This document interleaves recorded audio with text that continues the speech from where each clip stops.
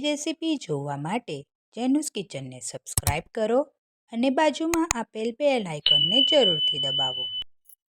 Hi friends, આજે આપણે જેનુસ કિચનમાં ડિલિશિયસ ટોમેટો કેચઅપની રેસીપી જોઈશું.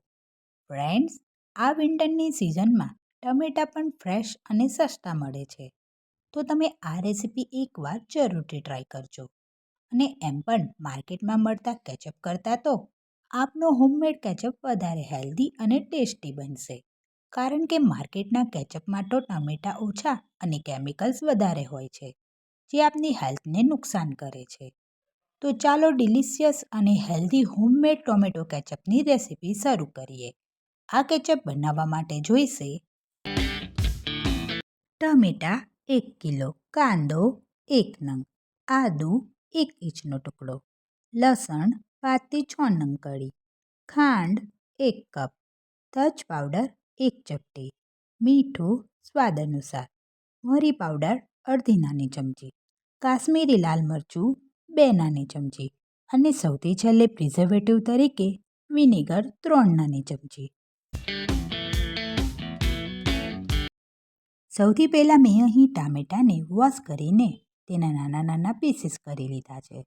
ફ્રેન્ડ્સ, આ ટામેટાં એકદમ ફ્રેશ અને ચળકતા છે, જેને જોઈને જ મોંમાં પાણી આવી જાય છે. તો હવે તેમાં આપણે સમારેલો કાંદો એડ કરીશું, લસણની કળી, આદુના ટુકડા પણ સાથે એડ કરીશું.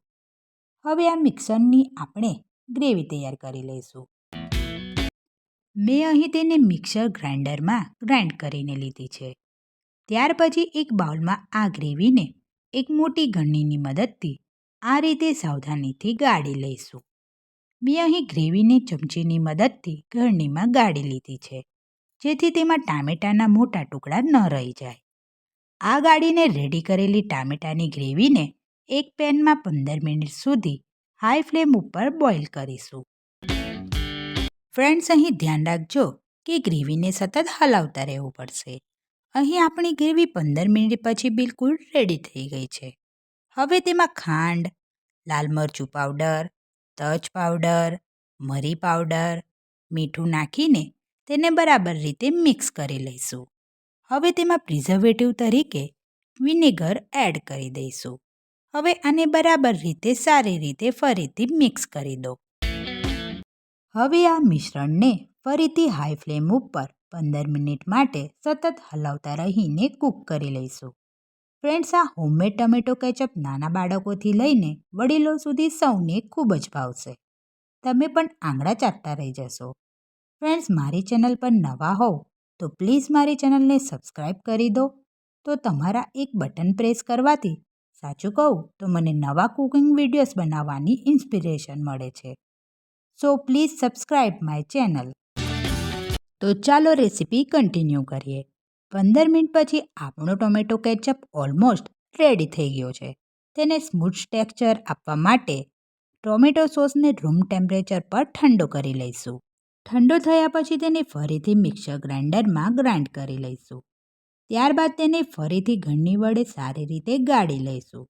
તો રેડી છે આપણો ડિલિશિયસ હોમમેડ ટોમેટો કેચઅપ, જે હેલ્ધી હોવાની સાથે માર્કેટના કેચઅપને ટક્કર આપે તેવો છે. હવે તેને એરટાઇટ ગ્લાસની બરણીમાં સ્ટોર કરી લઈશું. ફ્રેન્ડ્સ, અહીં આપણો કેચઅપ થોડો ઘટ્ટ બન્યો છે. તમે તેને જરૂરિયાત મુજબ એક વાડકીમાં લઈને પાણી નાખીને પાતળો બનાવી શકો છો. બાકી આ કેચઅપને મેં એરટાઇટ ગ્લાસની બરણીમાં સ્ટોર કરી લીધો છે, જે હું ફ્રીઝમાં લાંબા સમય સુધી સાચવી શકીશ. હું તમને આ કેચઅપને એક પ્લેટમાં કાઢીને બતાવી રહી છું કે કેટલો ઘટ્ટ બન્યો છે. મેં અહીં કેચઅપમાં પાણી નથી નાખ્યું. જેવો બનાવ્યો છે તેવો જ એઝ ઇટ ઇઝ લઈ લીધો છે. ફ્રેન્ડ્સ, રેસીપી પસંદ આવી હોય તો શેર કરજો. તો આપણે મળીએ જેનુસ કિચનના નેક્સ્ટ વિડીયોમાં. ત્યાં સુધી બધાને મારા જય ગણેશ.